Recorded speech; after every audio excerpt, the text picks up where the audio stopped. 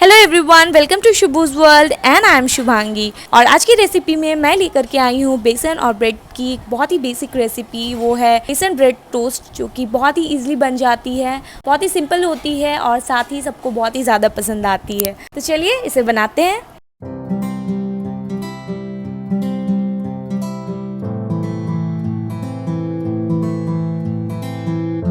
तो सबसे पहले एक बड़े बर्तन में मैं ले रही हूँ 2 बड़े चम्मच बेसन, साथ ही मैं ऐड कर रही हूँ इसमें 1.5 बड़ा चम्मच सूजी मैंने यहाँ क्रिस्पीनेस के लिए लिया है। आप चाहे तो इसके जगह पे राइस फ्लोर भी ऐड कर सकते हैं या कॉर्नफ्लोर। उसके बाद मैं ले रही हूँ 1/4 चम्मच जीरा, 1/4 चम्मच अजवाइन, 1/4 चम्मच हल्दी, 1/4 चम्मच लाल मिर्च पाउडर। अगर आप लाल मिर्च पाउडर नहीं खाते हैं तो इसे आप हटा सकते हैं। 1/4 चम्मच धनिया पाउडर और लास्ट में 1/4 चम्मच जीरा पाउडर। सारे मसाले को डाल के अच्छे से मिक्स कर ले। मैंने थोड़े थोड़े क्वांटिटी में ही सारे मसाले लिए हैं, ज़्यादा नहीं। उसके बाद मैं डाल रही हूँ यहाँ पर आधा चम्मच लहसुन, आधा चम्मच हरी मिर्च, एक छोटे साइज का प्याज और साथ ही 1 बड़ा चम्मच शिमला मिर्च। आप चाहे तो अपनी पसंद की कोई भी सब्ज़ी इसमें डाल सकते हैं। उसके बाद अब हम इसे पानी डाल के मिक्स करेंगे। थोड़ा थोड़ा पानी डालें, इकट्ठा पानी सारा ना डालें वरना लम्स रह जाएंगे आपके बैटर में। उसके बाद मैं डाल रही हूँ लास्ट में इसमें सॉल्ट टेस्ट के अकॉर्डिंग।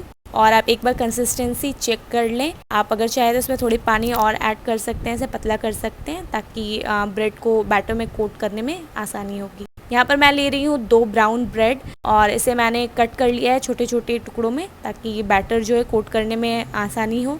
तो सारे ब्रेड को मैंने यहाँ पर कट कर लिया है। आप चाहे तो अपने पसंद की कोई भी शेप दे सकते हैं इसे। यहाँ पे एक पैन ले रही हूँ मैं, उसमें मैंने डाला है 6 से 7 बड़ा चम्मच तेल होगा।